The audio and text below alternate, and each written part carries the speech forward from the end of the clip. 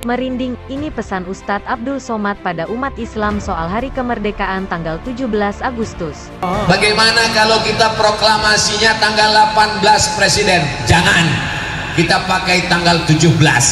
Apa bedanya 17 dengan 18? Karena 17 adalah 17 rakaat kita menyembah Allah, 17 rakaat kita meminta kepada Allah, 17 kali Al-Fatihah, iyyaka na'budu wa iyyaka nasta'in. 17 kali kita berkata ghairil maghdubi alaihim waladdallin.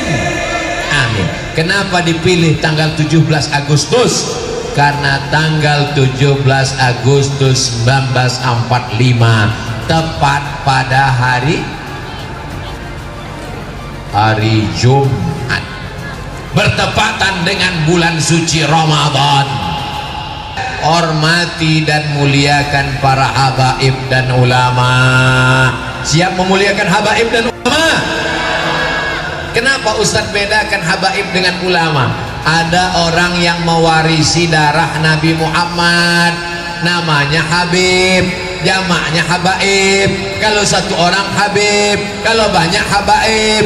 Tapi ada orang yang tidak mewarisi darah Nabi Muhammad, dia bukan keturunan Nabi Muhammad sallallahu alaihi wasallam, tapi dia mewarisi ilmunya Nabi Muhammad sallallahu alaihi wasallam. Fas'alu ahla zikri in kuntum la ta'lamun. Bertanyalah kepada ulama kalau kamu tidak tahu. Mobilnya rusak, dibawa ke bengkel. Jamnya rusak, bawa ke tukang jam. Handphonenya rusak, bawa ke tempat servis handphone. Tapi kalau agamanya rusak, dia betulkan sendiri. Ini orang nggak benar. Kita kalau nggak tahu agama tuh nanya kepada ulama, nanya sama kiai. Itu makanya tema kita dibuat menjalin ukhuwah, mewujudkan masyarakat yang cinta ulama dan cinta negara. Yang pertama adalah cinta ulama dulu. Ulama itulah yang memfatwakan siapa yang mati melawan Belanda, melawan Jepang, maka dia mati syahid, masuk surga. Kalau yang ngomong gitu bukan ulama, apa mungkin pejuang kita dulu percaya?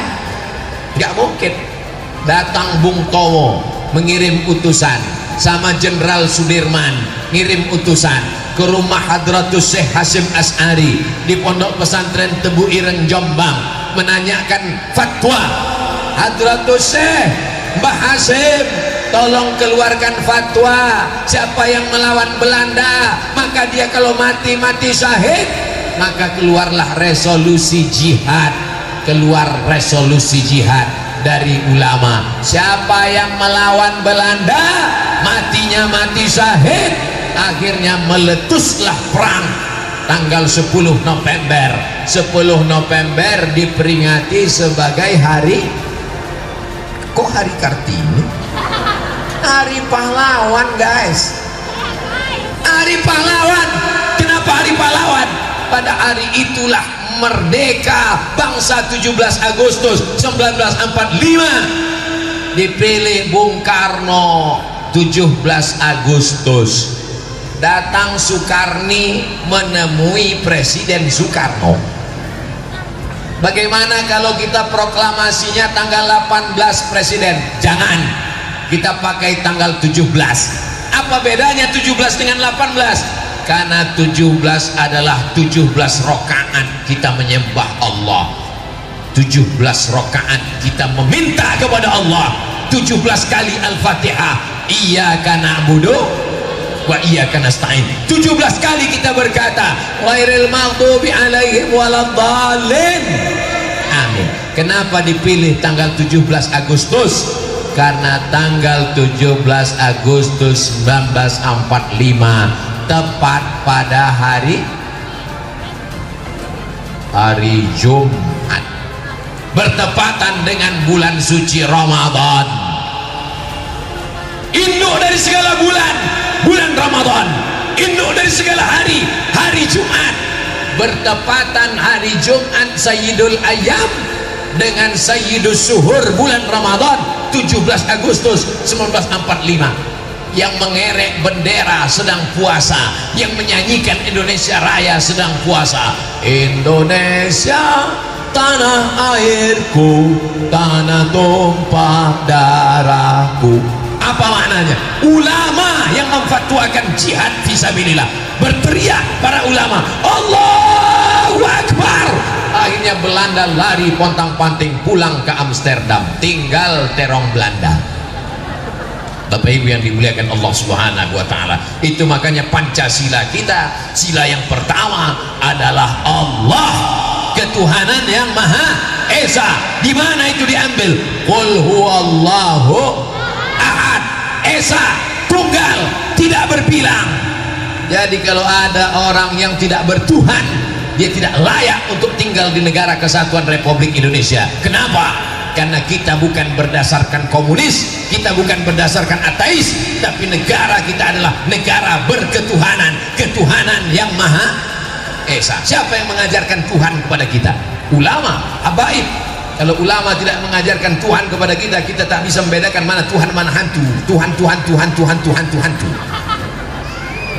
Saudara yang dimuliakan Allah Subhanahu wa taala, pertama, sadari kita beraneka ragam, bersuku bangsa, berbeda-beda. Kedua, kita mesti berjamaah, jaga persatuan. Ketiga, cintai ulama. Yang keempat, kalau cinta kepada Islam, cinta kepada ulama, itu tidak menafikan kebangsaan. Hubbul watan minal iman. Cinta tanah air bagian dari keimanan kepada Allah Subhanahu wa taala. Dari mulai ujung Sumatera, Teguh Umar masuk ke bumi Minangkabau, berjumpa dengan para pejuang yang luar biasa, terdiri dari mujahid-mujahid fisabilillah. Masuk ke pulau Kalimantan, bertemu dengan ulama-ulama besar, sampai ke Sulawesi, sampai ke Papua. Mereka semuanya adalah orang-orang yang meneriakkan Allahu Akbar, dan mereka juga cinta tanah air.